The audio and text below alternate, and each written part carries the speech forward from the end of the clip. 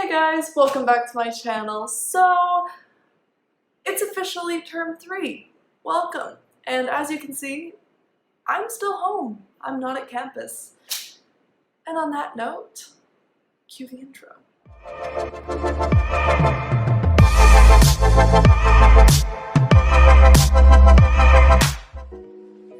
Right, so like I said, I'm still home. I'm officially not going back to campus at all for the rest of this year. I'll be finishing my term 3 here at home.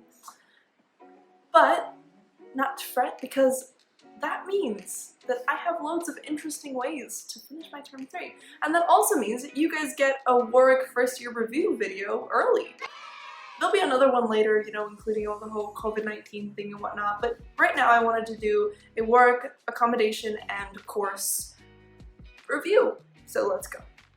First things first, accommodation. I lived in Jack Martin, which is a very central campus accommodation. It's extremely nice, it's ensuite. It's made up of 4 blocks. I lived in the 4th one, JM4, which is by far the best block to live in. I'm not just saying that because I lived there, but it's also a popular opinion amongst people who didn't live there. You can ask my friends. They'd all say the same thing. Anyways, living in a central campus accommodation was really, really convenient for a lot of reasons. First of all, Jack Martin in itself is located really close to Tussle Wood, which is the route that I take to walk up to Gibbet Hill, meaning rather than having to walk 20-30 minutes, I only had to take a 12-minute walk every morning or every day whenever I had to go up to Gibbet Hill. So that was super convenient. I could roll out of bed 20 minutes before a lecture and still make it on time, which I did once or twice. Oops. Even made it to an exam after waking up. Anyways, yeah, 15 minutes. Yeah, everything is possible. Don't do that though, it's really stressful. It's not very good. Back to the point. So the room in Jack Martin was really, really quaint. It had a single bed. Above the bed was a giant full wall bulletin board, so I had all my pictures up there. I had a huge maps and posters, sticky notes at one point. I'm not big on taking notes and putting them on the wall, but I love decorating and kind of personalizing everything, so I did that. I had a big desk. Above the desk were a couple of shelves, so I had loads of stuff on the shelves as well. There was a little dresser next to the desk, and then an actual like in-wall wardrobe. And then on the other side from the wardrobe was a toilet, ensuite. So we had a shower with a bathtub, a cupboard above the toilet for all your toiletries, a little sink with a mirror above it. It was just really quaint. It was a really nice room. If I've got any pictures or videos, I'll probably post those at some point later, so keep an eye out for those. Yeah, so living in accommodation and in halls itself was such an experience because I went to Warwick not knowing anyone, so every single person I met was a new person. It was a new potential friend, a new potential acquaintance kind of thing, and that in itself meant that the people that I lived with, I really, really wanted to get along with them. I got really lucky. I had incredible flatmates. My kitchen was just full of really diverse, really fun, and really interesting people. It was really global, first of all. We had people from all over the world, all the continents, all the countries. I wasn't the only mixed person there. There was, one of my friends was also American, but mixed with other stuff, so that was really, really cool. And it was kind of incredible to see all of these strangers come together, and then a couple weeks into living with each other, we were like a mini family. Leaving at the end of term 2, I will tell you, it was just emotional. It was actually really emotional. Oh, so I want to leave. I won't leave. And I'll see you next year. Oh. Anyways, I got really lucky with my flatmates, and living on Central Campus was convenient for other reasons as well. We had, from my block, you could walk to the health center in literally a minute. You could see it if you lived on the right side of Jack Martin. The library was 5 minutes away, the gym was about 15 minutes away, engineering block and university house is about 10 minutes away. There was a Tesco's about 15 minutes walking as well. If you weren't feeling like going all the way to Tesco's, 5 minutes away was this little place called Roots Grocery Store. It has all the essentials that you really need if you don't want to go all the way to Tesco's. There's an Aldi behind Tesco's as well. So really everything was there. The only thing that was really out of the way was the post room, because that's all the way on the other side of campus. I'm pointing as if it's there in Westwood, but that wasn't too bad. So aside from actually living on campus, obviously I also did a bit of studying. Still a little bit though, not too much. Don't worry guys, I didn't study my first year. What? Yes I did. So my course in itself was amazing. I finished all of my modules except for one, which I've still got a few lectures to go over in term 3 now. And every single module that I took was interesting to me. There was never a moment where I was thinking, oh, I really regret taking this module. I wish I didn't have to take this module.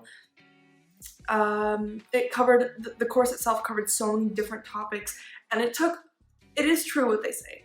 First year university, particularly for me, I don't know about other courses, but I can say this for me, was A-level to a point. I can't say that it was just A-level because I did learn a lot this year, and there were moments where I questioned what I knew and where I was wondering if I really knew anything at all, because the way that it works, it was really intriguing, is the course is built around what you think you know from A-level.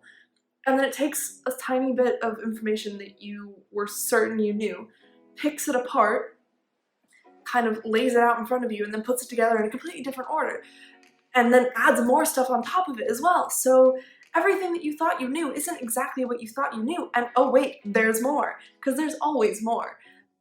There's still more. People who think they know, well, no. People who think they know don't actually know stuff. But the people who know that they don't know stuff, and who are telling you that they know stuff?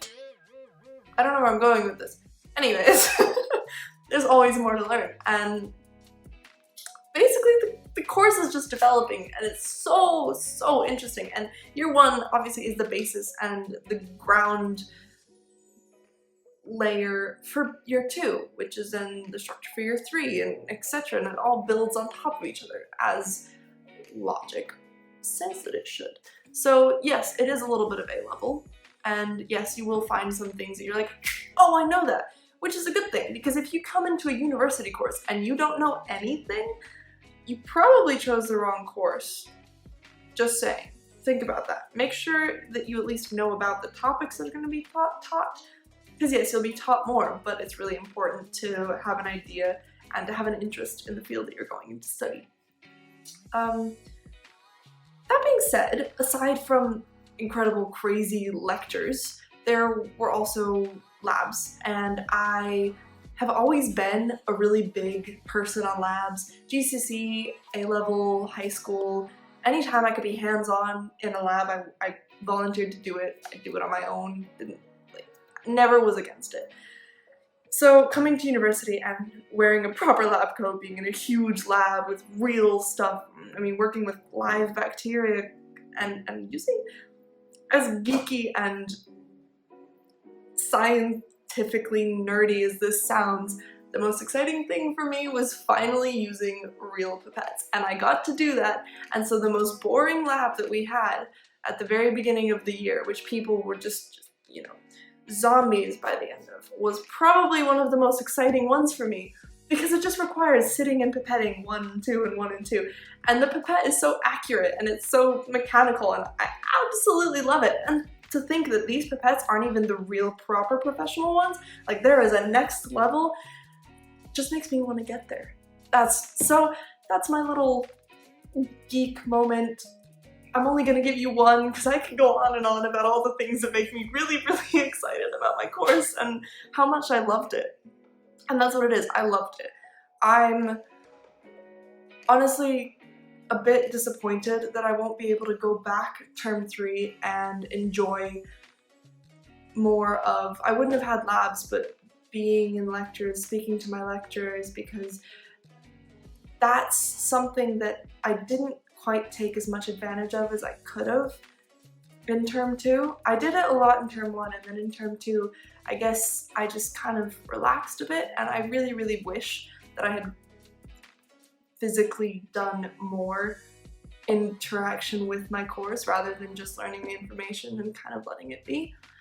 Because now I am completely on my own. I can't interact more than what I'm given if I wanted to.